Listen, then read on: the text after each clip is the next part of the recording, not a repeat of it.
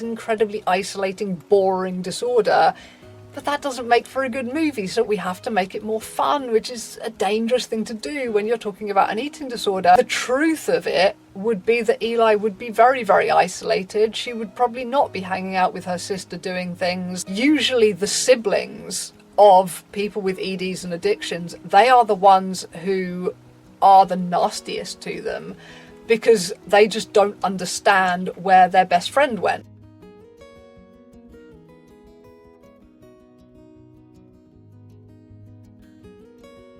So hello you wonderful human of the internet, and welcome back to another eating disorder related video. Today I wanted to talk about the movie To the Bone because it seems to have become every ED person of this generation's absolute favourite, most iconic ED movie moment, which is quite different to the generation I grew up in. That back in the kind of 90s, early 2000s, we had, I feel like, a lot more eating disorder movies, but they were all a bit shit because they were all Lifetime movies. That being in the UK, I only got to see these movies because people I knew on the ED forum, they would mail me VHS tapes, which I actually still have some of them. I have no VHS player, but I still have these tapes because it was just such a moment in time when, like, to watch ED entertainment, you had to mail VHS tapes around the globe to each other. It was a bit weird. But we had movies like For the Love of Nancy, Running on Empty, A Secret Between Friends. There were a lot of other things about, like, dancers and gymnasts. There was a big slew of Lifetime movies about EDs, whereas it feels like these days you don't get so many ED movies out there, but when you do, they're actually decent movies. Like, they've got the budget to spend on good acting, they've put a bit more effort into research, so it's either more true to life or it's like a really interesting art piece. Seems to be the way ED movies go these days. But I thought it would be interesting to talk a bit about To the Bone, because although I like this movie and I have watched it a couple of times, I last watched it last weekend and I ended up, maybe it's just the fact that I've been in a really bad mood lately, I don't know, but I ended up with a whole list of things that really peeved me. Because To the Bone, the whole beauty of To the Bone is that they employed a lot of people who had previously struggled with EDs, either to act in the movie or to work on and around the movie, to bring in all of their info and their past experiences, and they tried to give as many people's truths as they possibly could. Although I will say I did find it a dubious, if not terrifying, decision to cast a lead actor who had previously had an eating disorder and then to encourage her to lose quite a drastic amount of weight for the role. And I think it's amazing that that didn't go horribly wrong. And there could have been so much backlash on that movie if it had gone wrong, if she had taken it too far, if she hadn't been able to pull out of the nosedive after shooting. Unfortunately, she did seem to manage to do that. She seemed to bounce back and get healthy after the movie. But I mean, when you think about other examples out there of actors losing drastic amounts of weight for roles, and the example that springs to mind for me is Christian Bale in The Machinist. Now, Christian Bale, to my knowledge, never had an eating disorder before going for the Machinist role. But I think it's pretty much undeniable that he developed pretty severe anorexia for that role, that he wouldn't stop when the directors and producers wanted him to stop losing weight. He took it way further than they wanted him to. He was going to take it even further than he was shown in the movie. And if you've seen The Machinist, you will know, like, his appearance is terrifying. He wanted to take it even further than that.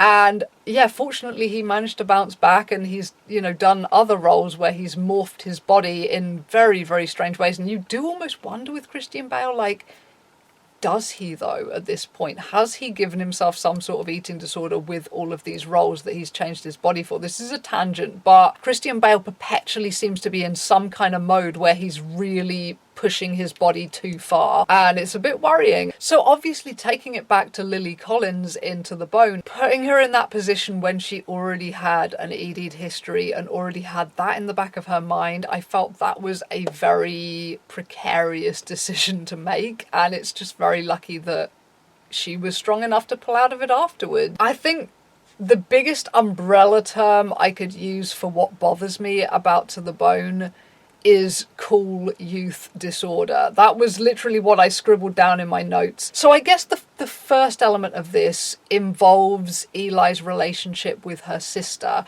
And the fact that they're constantly joking around, they get on really well. They can even joke about Eli's ED behaviours.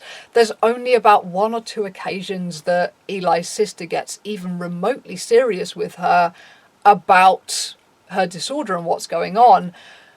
And I felt that this was vastly untrue for a sibling dynamic where one sibling is healthy and the other one is a severe long-term ED sufferer. Now, obviously To the Bone is meant to be based on a true story, but I don't know how tightly or loosely based it may be on the writer's actual experiences of being eating disordered. And I think when it comes to making a movie like this, you are trying to make an experience that people can relate to. And I think a lot of young people see To the Bone and they expect their own ED experiences to relate to the film and to be kind of like it. And I feel that To the Bone, with this sibling dynamic and with a lot of the kind of cool youth experiences that go on in the movie, is really, really just not true. That was the main kind of bone I have to pick with To the Bone. No pun intended. But yeah, it is based on a true story, but I don't think it's desperately relatable in a lot of areas. In my case with my brother, there was a lot of bad blood between us due to my ED. It was like, we'd grown up together, we were quite close in age, we'd always had fun together, and then I stopped being any kind of fun because I was ED'd and I was always hiding away in my room. I wouldn't eat with anyone. I was being weird about things they didn't understand. I wasn't any fun anymore. I would have meltdowns about things that just seemed stupid, selfish, inconsequential and idiotic to them. And I feel like that is quite common. When I've seen episodes of Intervention and things, usually the siblings of people with EDs and addictions, they are the ones who are the nastiest to them because they just don't understand where their best friend went. It's because they've seen this change in personality and it's like, you didn't used to be like this, so why are you like this now? It's annoying to me. That, I feel, is a realistic sibling dynamic, but I understand why they put it in the movie because it looks cooler, and obviously you have to have this fun dynamic if you want a kind of watchable movie. But the truth of it would be that Eli would be very, very isolated. She would probably not be hanging out with her sister doing things. It's an incredibly isolating, boring disorder, but that doesn't make for a good movie, so we have to jazz it up a bit. Jazz it up a bit. We have to make it more fun, which is a dangerous thing to do when you're talking about an eating disorder. And then kind of bolting on from this, you've also got the scene where they're up on top of the hillside. Eli's dragged her out in the middle of the night so they can go drink beers on top of a hillside. I don't feel this is realistic for a severely anorexic character. For starters, anorexia doesn't tend to exist in a vacuum. There is usually something like depression or anxiety or extreme self-hatred fueling it. You don't tend to just be a very outgoing kind of person who likes to have fun, have a drink, but you just don't eat. That type of person doesn't tend to exist. Also, if you're not eating, you're extremely tired. You're not usually, although it can make you a huge insomniac because you're too hungry to sleep, you generally don't have the energy to be like, hey, let's go for a massive hike up a hill at 2 o'clock in the morning. And if you do, drinking beers up there seems very unlikely for an ED'd character because of the fact that alcohol has calories. Yes, there are ED'd people who drink. There are an enormous number of ED alcoholism crossover people. I was one of them. And it's a horrible crossover. Oh my God, if you think ED's on their own make you feel bad, throw in alcoholism too and you feel like you're dying every day. It's awful.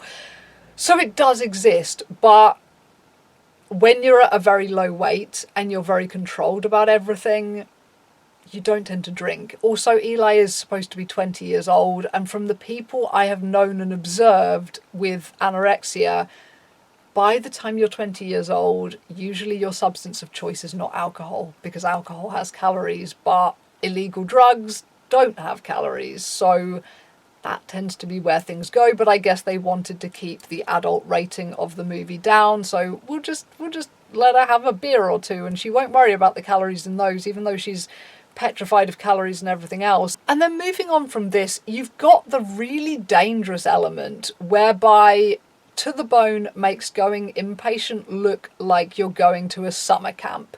Like you're going to be having so much fun. Like it looks so fun in there. I mean, for God's sake, they even put a love interest in the inpatient facility with her. Now, I know he's supposed to be gay, but he kisses her. He's clearly into her. He's clearly bisexual, this guy. And he's clearly into Eli. Now, are there any inpatient facilities where sexes are actually mixed? I think all inpatient facilities are basically single sex, or at least, you know, you're on separate wards. But even if you did somehow have a love interest in your inpatient facility, either it's a mixed ward or you're gay or whatever, you have a love interest in your inpatient ward, I can't see that being a realistic element between two anorexic people, because anorexia absolutely kills your sexual desire. You don't have any desire for sex, you don't really have any desire for romance, all of that stuff just gets flushed down the toilet. So the fact that she's experiencing things and she's having these coming of age moments, to me that flies in the face of everything that an eating disorder is and does, in that I feel that if To the Bone was a truthful movie, what would go on with her being in hospital would be a montage of her versus her peers. So you see Eli and she's on bed rest in hospital. She has to shit in a bedpan. She isn't doing anything. She isn't experiencing anything. She's just watching the same movies over and over again on her phone, and that's all she's doing all summer. Juxtaposed against this, you would have shots of her peers, you know, and they're going out and they're drinking, they're going to clubs, they're having their first times with boys, they're doing all these things, they're having a great time. And eventually Eli comes out however many weeks or months later and she hasn't experienced any of the normal things that people her age have experienced. That would be the reality of going inpatient. Say from the beginning, oh, it's a very radical treatment facility, blah, blah, blah, blah, blah. So you're not really supposed to believe that it's real because it is sold to you as a radical treatment facility. But there are going to be people who genuinely do think, oh, going IP is going to be just like this. No. Particularly if you're not in the US. If you're somewhere else, or you don't have an eating disorder specific facility near you, so you have to go into a general psych ward, it's going to be very hospitally. You may find there is no groups, like no therapeutic groups around you at all. You might find that you're barely being given therapy at all. They're literally just locking you up, feeding you up, and that's all that's going on. Because that was, you know, the psych ward that I was briefly on. I say briefly, literally one afternoon I was in there and then I got out because it was hell on earth. 2 years ago, there were no groups. There was no therapy, there were no psychiatrists, they only saw you once a week to see if you were ready to be let out. They just locked you up, and then if you were ED'd, they'd feed you up, and then they'd chuck you out again the minute they thought you weren't a danger to yourself. That was it. And everyone else on the ward was like in acute mental distress. There were women just screeching, screaming, bawling their eyes out everywhere, rocking backwards and forwards, blank, dead-eyed people everywhere. And it wasn't even the nurses tending to them, it was the other patients.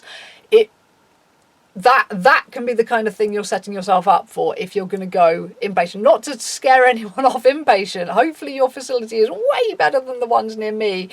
But just don't be thinking, oh, this is going to be a fun summer camp. This is going to be an experience. Oh, it's going to be an experience, but it may not be one that you want. And I say this obviously not to put anyone off going into hospital if that is what they need, what they want, and what is being offered to them as treatment. But I do think it needs mentioning that there is a very warped, damaging, competitive stereotype amongst ED'd people that you are only worthy of getting better if you have been sick enough, in quotations, to go into hospital. And this is a myth that really needs to go away. There are so many different ways to get better. You can do it on your own, at home, with just a bit of therapy. You can turn it around, like literally any day that you get out of bed with an eating disorder and you're thinking, God, my life is awful, you can turn it around there and then. You can make the decision to just turn it around and start on the path to recovery. You don't have to wait until hospitals come along and save you. And if you do take that stance that you have to wait for a hospital stay to come along, it's quite possible you're going to die, because there are so many ways that people can't get into hospital. Therefore, it, in my opinion, is a really damaging stereotype to push with these ED movies, that every anorexic person getting better, they go into hospital in these movies. And it seems like ED recovery is this one-size-fits-all thing.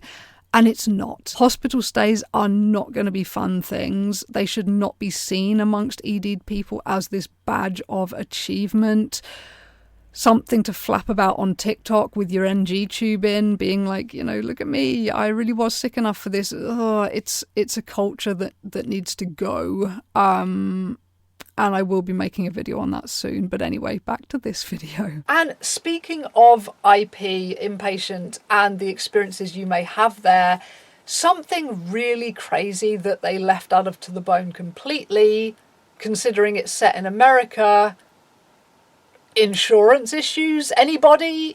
Nobody on the inpatient ward was saying, you can see I'm not ready to go home yet. I'm hiding my puke under the bed. I am clearly not recovered. I'm not ready to go home, but my insurance just ran out, so I'm being sent home. They don't care about me. I'm being sent home. Because I swear every single American ED person I know seems to have been in this position with inpatient stays, that they've gone in, they've started getting better, they've started improving, they're kind of getting there, but they're not there yet. And then the insurance runs out and they get sent home. And the level that undermines their confidence, that it makes them feel, I'm not sick enough. I have to be sick enough to be worthy of treatment. And it reinforces this awful vicious cycle.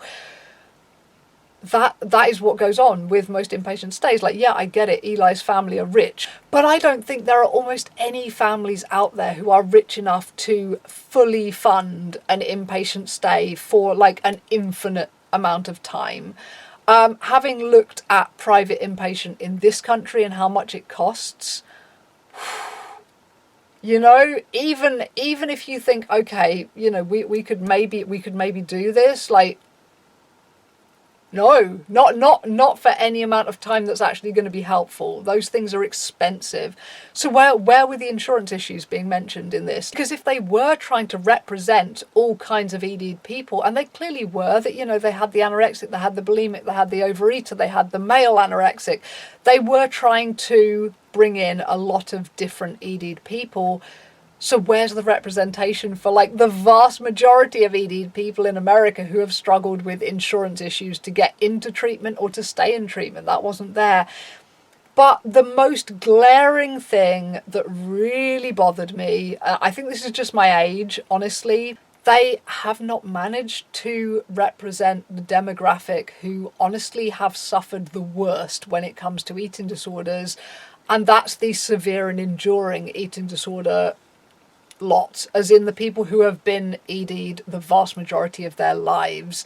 They've gone in and out of treatment, they've been round and round, they've never really had a period of recovery in their lives. It's just gone on and on and on for them. And from what I hear, if you are one of those people, going into treatment is the most galling experience, because you're surrounded by kids who have been ED'd for like a year, 2 years, and you've been ED'd for like 20 years. You've tried everything before, everything they're telling you, you've heard it before, and the vast likelihood is the people around you who are going, I'm never going to get better, I'm never going to get better, statistically, they will probably get better before you do, even though you've been in it for 20 years. And that experience is so underrepresented in the media, in everything, because, when you get news articles, etc., well, everybody likes a happy ending. Everybody likes a dramatic tale that comes to a nice, happy close. People don't like to hear about the people where it's like, eating disorder, it started 20 years ago, it's been going for 20 years, I don't see it going anywhere else, it'll probably kill me. You don't get those stories told very often, and they deserve to be told, because I think if we could work out how to help those people, I think you would have a much better chance of helping everyone. They're the people that treatment and help needs to focus on a lot more. Now, obviously, Into the Bone, they do try to kind of, they have a mild stab at representing this category with the character Megan, the pregnant one. But the very fact she's pregnant seems to fly completely in the face of everything that a severe and enduring eating disorder is. In that most people who have been ED'd for this many years, like say, EDs, they kill your sex drive, they kill your desire to socialise, they kill your ability to socialise. So generally speaking, people I know who have fallen into this category, and even myself, when I'd been eating disordered even for a handful of years in a row, I'd been celibate for so many years. There's a lot of people who fall into this category who are virgins in their 30s to 40s. They've literally never had these formative experiences, or if they have had any sexual experience, it has been vastly, vastly negative and traumatic because they didn't want it. They weren't in a mindset to have it, or it was actively forced on them. And that is a whole subject for its own video when it comes to ED'd people and that sort of trauma and the ways they go hand in hand, unfortunately. So the severe and enduring ED people were just not represented. They have someone who's a little bit older, but she's got this baby coming, everything's going to change for her, she's quite kind of positive about all of that. It's not the stalemates that I think severe and enduring eating disorders generally feel like, that it's like, well, I'm now late 30s, early 40s, because I saw an article recently about this, and I would like to make a video about this too, actually.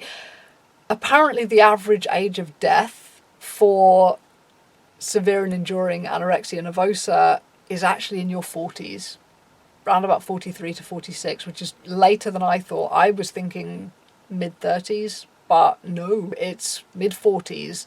So, there are a lot of people who are going to be in this position where it's like, most of my life has flown past me with this ED.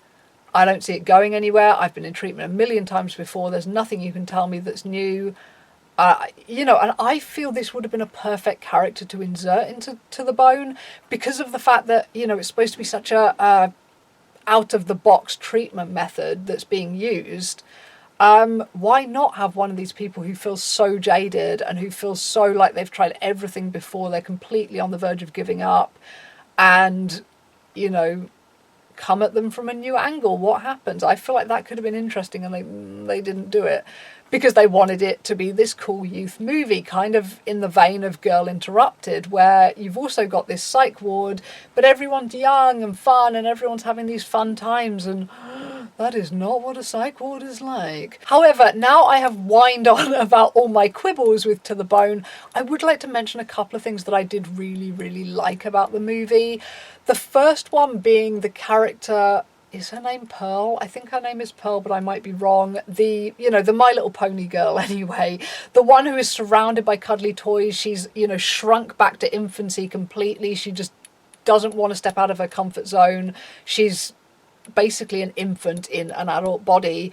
I felt that she was a very good character because that is very much what EDs do to you. They are very much a defense mechanism against the adult world, particularly when you are in your kind of teens to early 20s. It's very much like, I can't handle the adult world. I don't like the way my body is changing. I want to remain a child and stay in a place where I feel safe. I swear, if you do get to kind of a lower weight, and I don't know what it is about it, whether it's the fact that it stops your hormones to an extent that, your periods stop and all of that, so your hormones must kind of be in some kind of shutdown mode, whether that does something childlike to your brain, that there does seem to be more of a pull towards childlike things. I've found whenever I've been at a lower weight, I have found myself very much pulled towards more childlike things.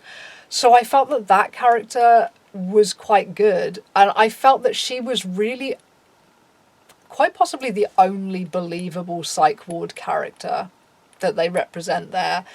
because, you know, she's not super cool and super fun and all of these things, that people don't have the spark and the energy to be that when they are on a psych ward, whether that's because they're starved, you know, and it's eating disorder complications that's killing their personality, or whether it's a general psych ward and you're talking about someone who is suicidally depressed or who is psychotic and that they don't have it in them to be putting on makeup and being all fun and leaping around, and it's not going to happen. Whereas this Pearl character, if I'm getting her name right, she's almost a little bit creepy, isn't she? You know, with her My Little Ponies, you know, and you're sharing a room with her and you think, oh my goodness, this one's an oddball. That tends to be like legit psych ward feeling. So she was a good character. I liked her. And similarly, the scene where you see Eli with her mother, her biological mother, the bit where she agrees to be bottle fed in the yurt or whatever it is, you know, she's got this strange hippie mother, and her hippie mother has decided that bottle feeding her like she's a baby is the way to kind of like reparent her. And it's a very weird scene, but I felt like that is realistic too.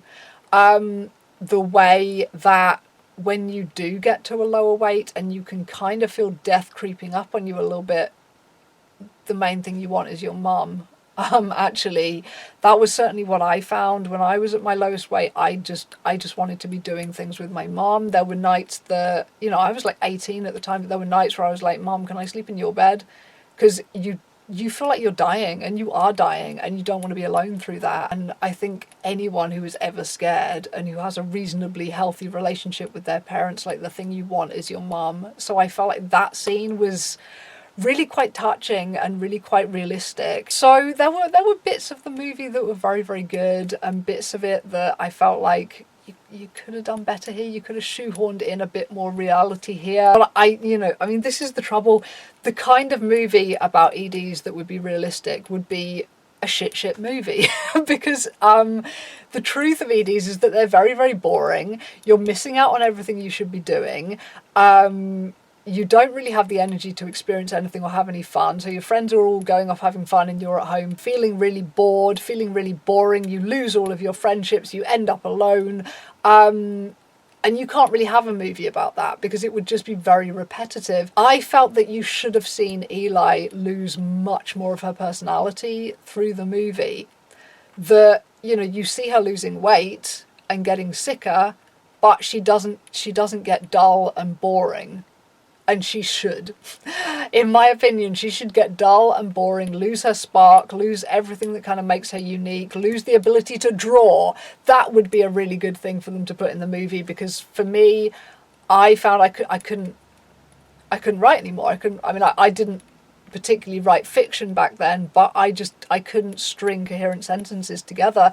If I read back my old journal entries from when I was at my lowest weight, a lot of the time because it was like live journal and stuff, I would be saying to people, can you even understand what this says? Because to me, this is nonsense. And it was pretty coherent, but I couldn't make it make sense in my own head. You lose the ability to do anything creative because you just don't have the battery there. You know, and obviously you can see from the endless dialogue regarding Eugenia Cooney and how much her vocabulary has shrunk since she has shrunk. This is what it does to you. Your brain shrinks away and you become incapable of doing all the things that made you cool and interesting before.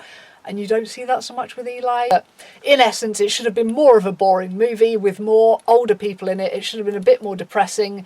And then they might have hit the nail on the head. But obviously, if you want a fun movie that people are going to watch over and over again, you have to take this disorder that isn't really remotely fun and take psych wards, which are the epitome of hell, and you have to make them fun. And then you'll have a movie that people watch. But so that feels like kind of everything I had to say about To the Bone, really. So thank you for listening if you made it this far. And I really hope I didn't diss to death your favourite movie. So over and out. Bye-bye.